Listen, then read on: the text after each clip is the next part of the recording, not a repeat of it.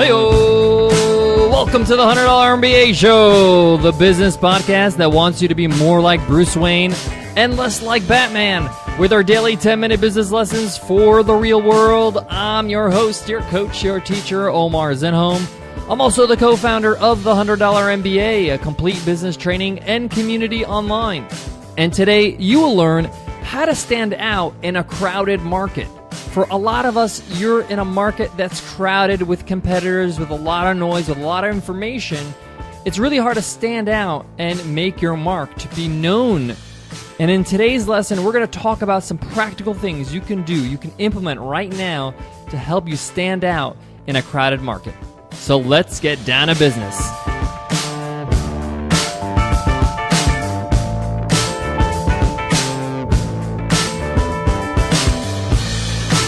This episode of the $100 MBA Show is brought to you by Nadex, Binary Options Trading. Our listeners can appreciate how far $100 can go, and so does Nadex. With just $100, you can get started. With Nadex Binary Options, you trade on whether you think the market will be above or below a certain point by a certain time. Go to nadex.com and open up a free account right now. That's nadex.com, Nadex.com. Futures, options, and swaps trading involves risk and may not be appropriate for all investors. Being heard in a crowded market is easier said than done, but I'm going to give you some great tips, some great things that has worked for us, has really worked for us, something that has helped us tremendously stand out from the crowd and be able to really be noticed and not be ignored.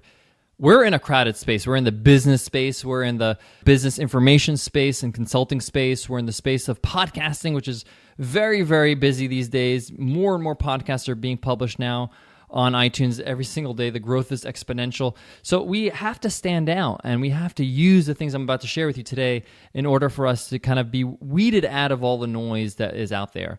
So the first thing you need to do to stand out from the crowded market is to focus on your strengths. If I look back in the past when I was doing other businesses, other ventures, when I didn't focus on my strengths, if I focused on some areas that are not my best strengths, I wasn't able to stand out. But with the $100 MBA Show, we're able to stand out because both Nicole and I are educators and we know how to teach. That's our strength. It wouldn't make any sense for this show to be an interview podcast because I don't have a background in interviewing. I'm not a broadcaster per se. I was able to develop my broadcasting skills through the podcast, but I am a teacher. This is the experience I've had all my life as a professional, is an educator. So having a lesson-based show is a strength of mine. I can really double down on that strength and show people what I'm all about. Not everybody in my space can say that they taught for 13 years every single day of their life. Not everybody in my space can say that they went to school and has a master's in this area of education. So this is something that I can really, focus on because that's my strength. Now, other people have their other strengths that I'm not strong at, and they would be better at that than I am. So you need to focus on your strength, and that's how you can really shine because you're showing your best stuff and you're really flexing your biggest muscles. That's really what you're doing. You're really showing what you're all about. That sounded a lot kind of creepy, but you know what I mean. It's you're really focusing on what you do best, and by putting it in your brand, in your business, whatever you do, writing your blog posts or your podcast or in the products that you create, you really need to focus on what you do best. So take a look at what are some things you've been cultivating over the years, over your professional life. What are some things that you're being complimented on a lot throughout your, in your work, in your life, in your experiences. When people meet you, what do they say about you? Are you a good communicator?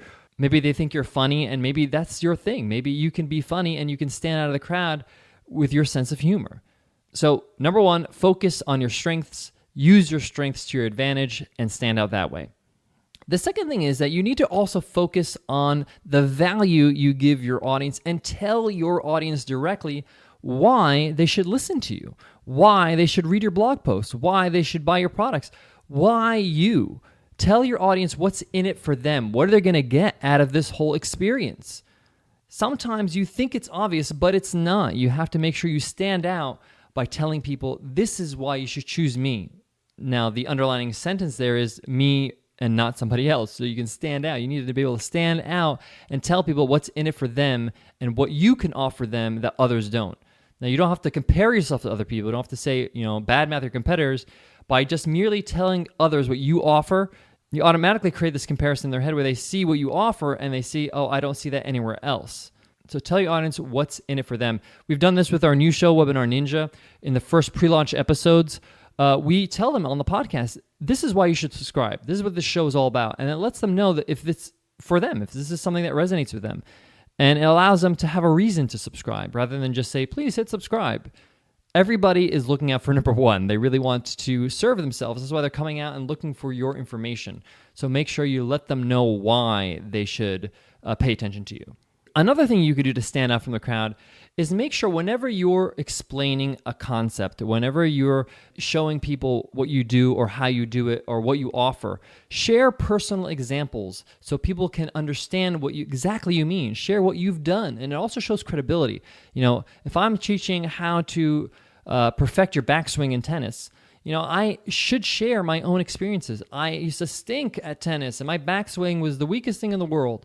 But then I started using this technique, and my tennis swing improved X amount of times I was able to return a serve or whatever it is. So you have to share your personal examples.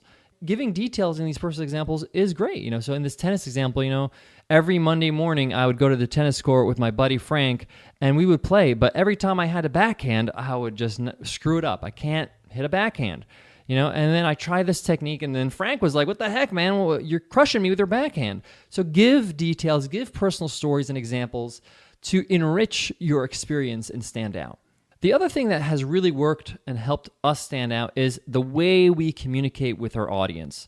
So I highly encourage that you communicate with your audience like you're talking to a friend, like a person. So if you're communicating on a blog post or a podcast or a video or whatever you're doing on your sales page, communicate as if you're communicating to a single person. I have an image in my head of I'm talking to somebody on the phone practically with somebody who would be an audience member that I know listens to the show. So I have a personal touch to the way I communicate. When people feel like they're being talked to in a personal way, they feel like they're communicated with as if they're a friend, it resonates stronger with them, and it's authentic. It's not corporate. It's not, very official. It's very friendly and unofficial, and it puts people at ease.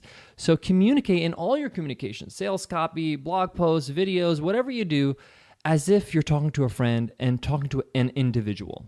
I got a lot more in today's lesson, but before that, I got to give some love to today's sponsor, verisign. In celebration of 30 years of .com, verisign is launching the Internet Official Contest, giving you the opportunity to win up to $35,000 to turn your bright idea into a new business.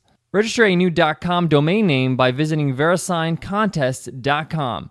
Make sure you do this between today and April 30th, 2015. Just complete and submit the contest entry form, and a panel of industry experts and celebrity entrepreneurs, along with the results of social media voting, will determine the monthly winners. To win the grand prize, the monthly winners need to create and submit a video saying why they chose their .com domain name entry and why it's the best. Then the panel of industry experts and celebrity entrepreneurs will judge the video submissions. The judges' decisions, along with the results of the public voting campaign on the video submissions, will determine the grand prize winner. So go ahead to verisign.com and register your .com.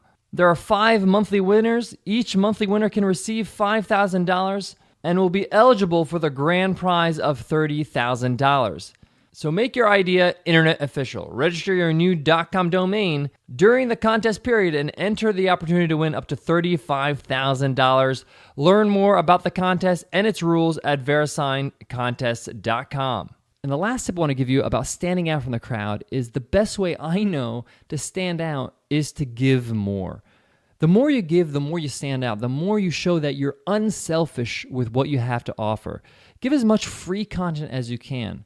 Even though we have a daily podcast, even though that we have a blog post that publishes every week, even though that we have free guides and a free course on the $100 MBA, even though we have a podcast on webinar, we continue to try to grow how much value we give out. We want to continue to give more. Even though we have lots out there, the more we can give, the more we can stand out and show that we really just see our listeners, our audience, our readers, we see their best interest in mind. We want them to win. And the more you give, the more they'll feel that and want to reciprocate. They want to have a way to show you that they appreciate how much you give and they will be able to pay more attention to you and then eventually, obviously, seek out your products and services. So giving more, this requires a lot of work, but it also requires a lot of organization. So make sure you plan this out and you implement. The more I give, the more business we make. So give more, and not only in your blogs or your podcasts or videos or free content, but also give more of your time if you can by answering questions on Twitter, on social media. When people come up to you in conferences, and they ask for your advice, give your advice as much as you can and be available. The more you give, the more they're going to want to reciprocate again and seek you out and be a raving fan. All right, guys, that wraps up today's lesson on how to stand out in a crowded market. I mentioned Webinar Ninja, guys, today, our new podcast. We would love for you to go over and check out Webinar Ninja. Of course, on our MBA show continues to rock on every single day. This is just a new addition to our podcast family, and we talk about how to teach, how to present, how to sell, how to communicate effectively with your audience using webinars. And we have some really interesting chats with some really great experts. I share a bit of our story.